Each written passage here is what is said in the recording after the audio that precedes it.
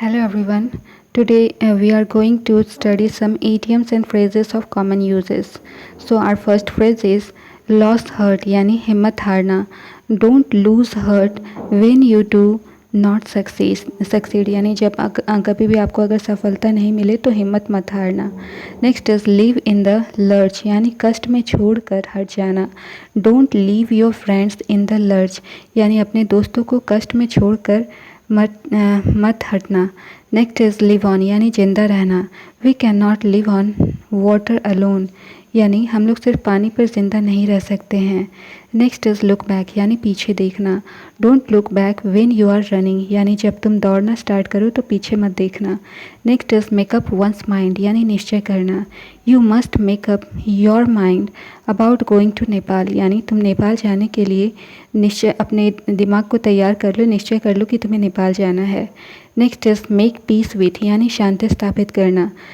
The king made peace with the bearded man यानी यहाँ पर विद द बियर्ड मैन. तो यहाँ पर ये जो किंग है उसने जो बियर्ड मैन है उसे शांति स्थापित करने के लिए कहा. मेक फ्रेंड्स दोस्ती करना.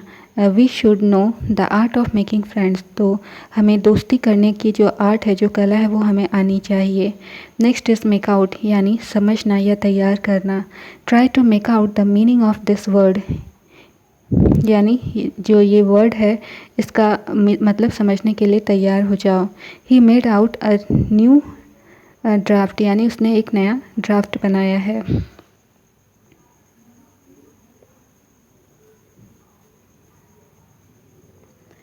Next is measure up. Measure up का मतलब होता है नापना. A tiger measures up it's opponent before attacking it यानी जो टाइगर का जो ओपोनेंट होता है उसको पहले टाइगर उसको नाप लेता है, उस पर अटैक करने से पहले ही उसको नाप लेता है, मेज़र कर लेता है. Next is make sure of यानी विश्वस्त होना या निश्चित होना. Make sure of his presence before going to him यानी उसके वहाँ पर जाने से पहले उसके प्रेजेंस को निश्चित कर लो कि वो वहाँ है या नहीं. नेक्स्ट इज़ मूव अवे यानी चले जाना. The snake bit the man and then moved away into the bushes यानी स्नेक ने मैन को बिट किया और उसके बाद वहाँ से वो झाड़ी में चला गया. Next is no love lost यानी घृणा या नापसंद करना. There is no love lost between these two man यानी यहाँ ये जो दो लोग हैं इनको ये एक दूसरे को इन दोनों में कोई भी अब लव नहीं है इनके बीच में, ये दोनों एक दूसरे को नापसंद करते हैं. Next is now and then यानी कभी कभी. I visit Hari's house now and then मैं कभी कभी हरी के हाउस को हरी के घर जाता हूँ. Next one is of course यानी वास्तव में या सचमुच. Is he a fool. Of course he is यानी कि क्या वह मूर्ख है, वास्तव में वह मूर्ख है. Next is on guard. On guard means सावधान. You must be on guard against such people यानी तुम्हें ऐसे लोगों से सावधान रहना चाहिए.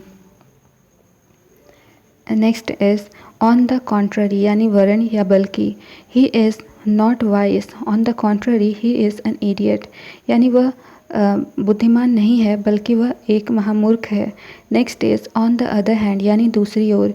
ही is a fool on the other hand and poor on the other hand.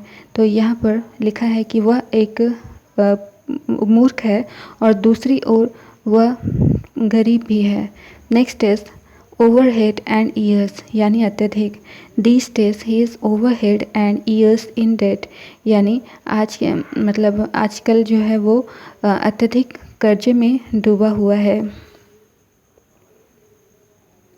Next one is pin one's faith यानी पिन वंस फेथ ऑन यानी कि विश्वास रखना.